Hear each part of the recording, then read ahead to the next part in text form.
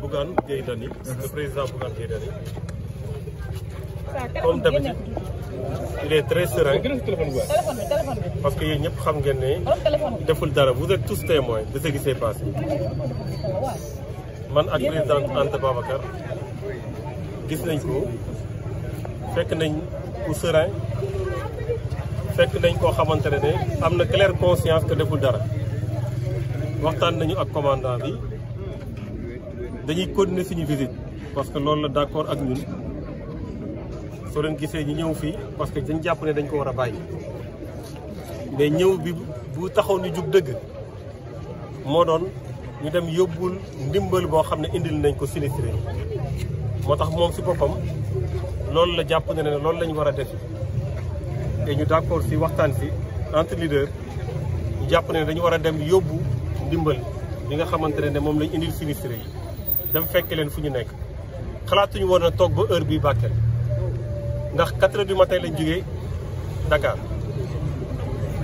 ba ñuy téye yéen ñëpp xam ngeen ne président nekkul woon Bakel xandul woon sa Bakel président mu ngi woon Kédougou ba ñuy téye lennum président wala protocole am wala dara lu nekk Bakel maanaam Bakel ak ñu dëkk Bakel rek a fi nekkoon ñooñu dëkk Bakel nag.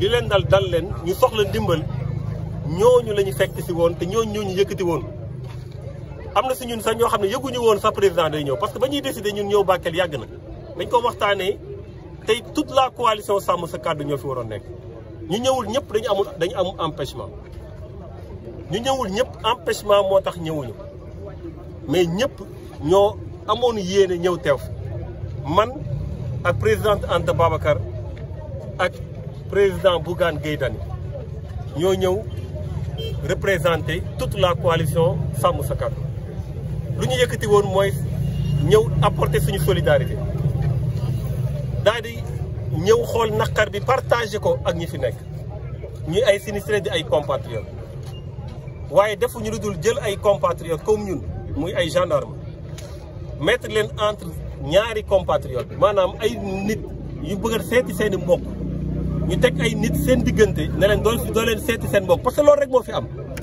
ñun waxuñu dañuy dem si fu président dem waxuñu dañuy ñëw fekk si président waxuñu dara lu dul ñun dañoo bëgg rek dem Bakel wax ak waa Bakel les sinistrés loolu la ñu wax loolu moo ñu yëkkati te loolu moo ñu indi woon te loolu la ñu bëggoon def ñibbi waa Dakar. Tout le monde a suivi la succession. Tout le monde a suivi avec nous la succession d'événements malheureux depuis ce matin.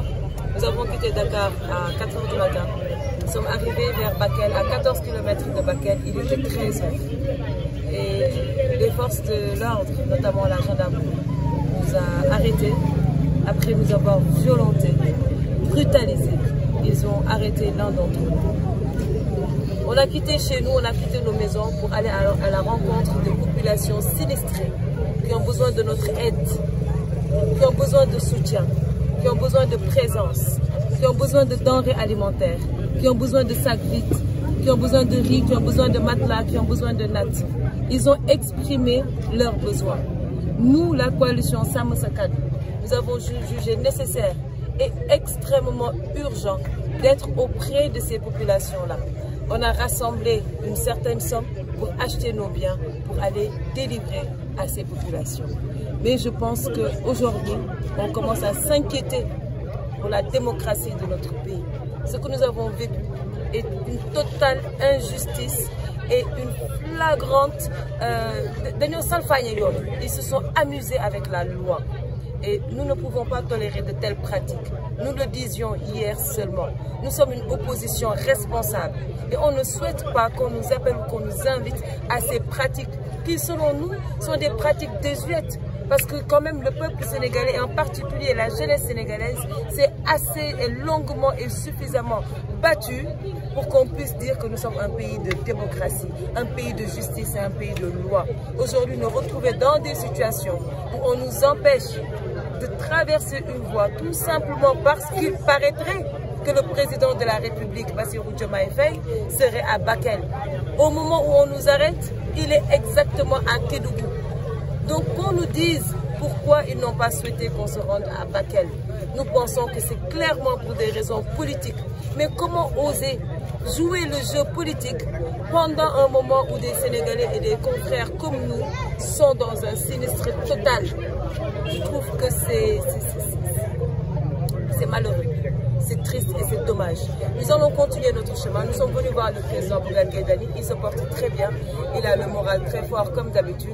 Et ensemble, nous avons décidé que l'urgence et la priorité restent ces Sénégalais de Bakel qui ont besoin de nous. Et nous irons de ce pas les retrouver. Après ceci, nous reviendrons à la brigade de la gendarmerie en espérant qu'ils vont libérer le président Bougane Gueye Dany. Merci.